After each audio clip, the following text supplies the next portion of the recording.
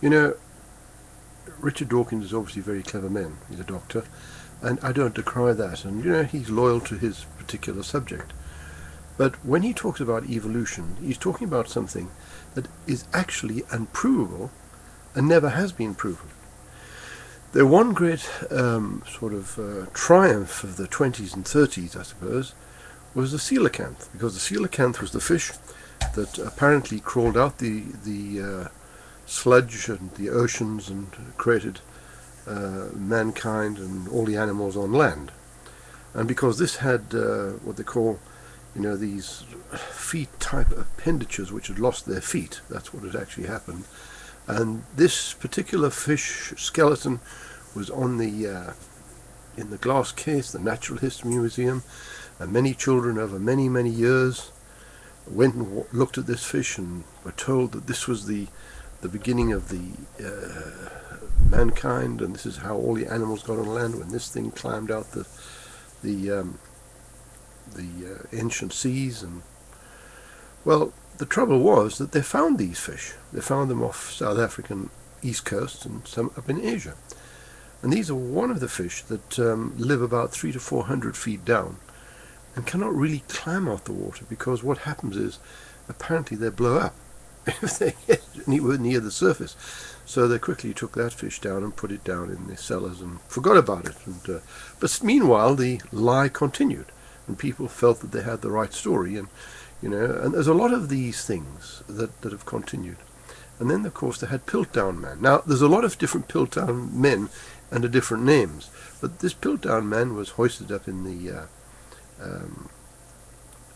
Natural History Museum as the example of the missing link, and many generations of school children saw that until some man who knew bones and understood bones came along and said, well, that's the head of a man, and that's the jaw of a monkey, and that's the arm of an orangutan, and so it went on.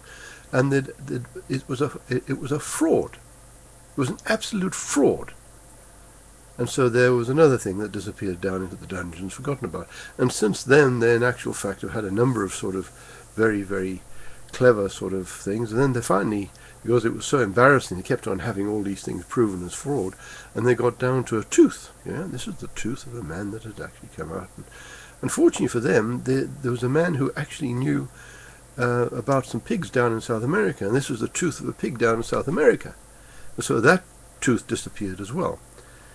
And they say it's proven, it's provable, proven. Well, there's, here's something that's proven. This is what we call a scale. And if you look at it on the side there, I can get the right way, you can see that it is measured. And if I press down on the top there, the spring measures it, and then it pushes it back, and then it comes back and pushes it back. It always goes to the same spot almost. Now this is tested. This theory is called Hooke's law, which says the stretching of a spiral spring is equivalent to the force that does it. Now, that is proven 1 billion times a day throughout the planet. It is just in scales like that everywhere, in homes and in businesses and offices across the world. And we have at least 2 or 3 scales like this in this house, so I don't know how many other people have. And the interesting point is that is a provable theory. Now, nobody's been able to prove to me that crocodiles developed into birds. And birds, in actual fact, have got, say, a 5% variance between crocodiles. But then again, we all have about a 5 or 6% variance to bananas. Okay, so the banana didn't develop into a bird. The point is that the coding on a millimeter of DNA is so intense that the books, according to experts, would go to the moon and back half a dozen times. Now, 5% of that would mean that at least one string of the books would have to be, or half a string of the books would have to be taken into account. Now, all those books represent more coding that's ever been written for all the computers on our planet, just about. That's how much coding that is. So 5% of it is giant. It is absolutely a giant piece of coding. And you know that it's never been proven in history that information is gained through a change or a loss of information. So if you see a monster being born, I mean, with 2 heads and 4 arms, etc., I mean, the first thing they want to do is try and return that baby back to normality. Or if you've got a dog that's been bred down to small legs and short legs like a Dachshund, he cannot go along and grow another dog because he's lost all the information for growing into a Great Dane or something like, because he's lost the information on that. So there's a loss of information as we bred them down, and Great Danes won't grow down to small dogs, and that just doesn't happen.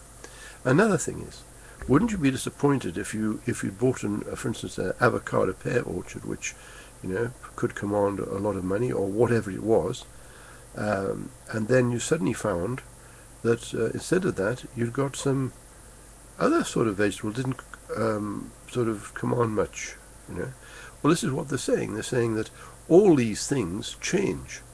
Well, there's no evidence in history. Even in the fossil record, we find the same spiders with the same spinnerets, and I can show you. They say that mankind appeared at sort of 1 minute to 12 or something like that on the whole of the time history, and all these big animals were there. And I can show you pictures, and there's lots of them on here, showing you pictures of animals being tracked by men, these big animals, in their footsteps, in the rock. And then when these guys said, oh, well, that was carved, they said, okay, let's move that little mountain over there, and then move the mountain which is there, and there's the tracks going under that mountain. And they've done all these things.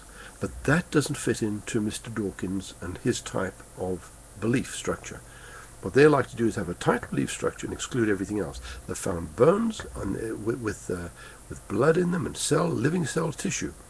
They didn't go back billions of years like he's sort of saying. So, we've got to actually look at this in a new light. As a matter of fact, the Bible is one of the few books, as opposed to his books, that has been checked out 1,000 times, thousands and tens of thousands of times.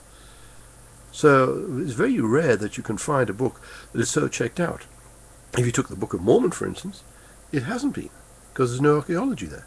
The Bible, just in one little area alone, just recently, through the last 4 years, they've got over 1,000 reference points from the Bible. That's just over the last 4 years, not going back the last 100 years, 200 years, and all the archaeology. How do we know Nineveh was there? Because the Bible said it was there. And these men went wandering across and said, oh, Nineveh says Nineveh's in this area here. And they look around, sure enough, there it is. What did the Israeli army do when it was out in the deserts there in the middle of the Yom Kippur War and various wars? Sometimes these guys looking at the Bible say, well, actually it says there's a water source here, let's have a look. And sure enough, there was a water source there. It is that accurate. For instance, we said that Kepler and all these people and Ptolemy and all these people said, there's about 1,000 stars in the sky, and one said there's 2,000, etc. The Bible said they're like the seashore, they're innumerable, you cannot count them. Well, who was right? The Bible said there was rivers on the bottom of the ocean. Jacques Cousteau went down the Bathurst Ski of Trieste and found those rivers and came back and said, boy, there's a huge river down there, bigger than the Amazon. So how did the Bible know? It talks about ice, it talks about diffusion of light. And that's how Sir Isaac Newton discovered diffusion of light, because he was 2/3 of his work was studying the Bible.